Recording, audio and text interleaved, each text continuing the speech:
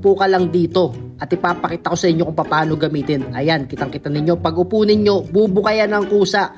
Kaya siguradong tanggal ang problema ninyo. Ikaw ba ay nalulungkot kapag ikaw ay umi-EBS? Wala nang problema dyan. Hindi mo na kailangan gamitin yung pang-isahan na kubeta para umi-EBS dahil may bago nang naimbento.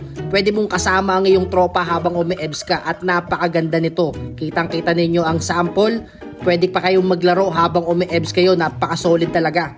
Ikaw ba yung tinatamad na umi-EBS kapag ikaw ay nakahiga o natutulog? Walang problema, meron ng solusyon dyan dahil ang iyong higaan, lalagyan lang natin ng butas at kapag ikaw ay na-EBS, meron dyan nasasalo. EBS ka lang dyan at pagka-EBS mo, pindutin mo lang ang button at didiretso na yan sa kubeta. Boom! Ayun, di ba? Napaka-solid. Naranasan mo na bang gusto mong umi-EBS kaso merong nauna sa'yo? Walang problema, sagot na rin natin yan dahil may bago ng kubeta na dalawahan. Pwedeng umi-EBS sa ilalim at syempre, pwede ring umi-EBS sa taas dahil nakita nyo naman, iisa lang yung tubo na yan. Ito ang sample. So, ang kailangan lang gawin nung isa o kailangan mo gawin, umakyat ka lang habang may umi-EBS sa baba, pwede ka na ring umi-EBS dito sa taas. Ikaw ba ay namumroblema kapag umi-EBS ka dahil lagi nagbabara, dahil lagi nasushoot sa butas? Walang problema, may bagong imbensyon.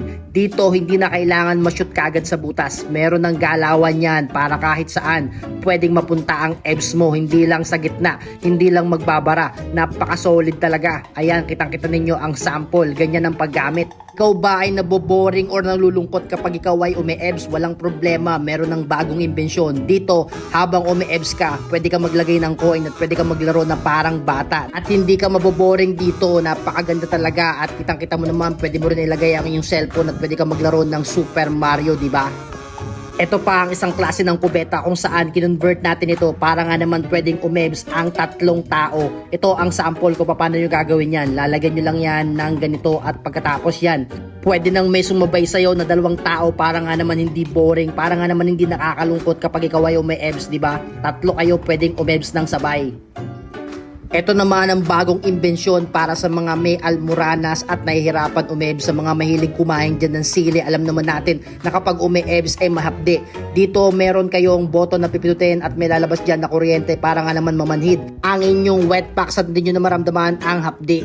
Ikaw ba ay nagkakalat kapag ikaw ay umi-EBS? Walang problema, meron bagong disenyo. Lalagyan lang natin yan ng takip at pagkatapos bubuksan itong malit na butas at dyan na kayo EBS at hindi na magkakalat. Lagi bang nagbabara ang inyong kubeta kapag kayo umi-EBS? Walang problema, sagot na natin yan. Ilagay nyo lang ito sa inyong kubeta at kapag kayo ay umi-EBS, meron ng sasalo, meron ng sasala. Ayan, kitang-kita ninyo, lahat ng mga lalabas ay masasala niyan.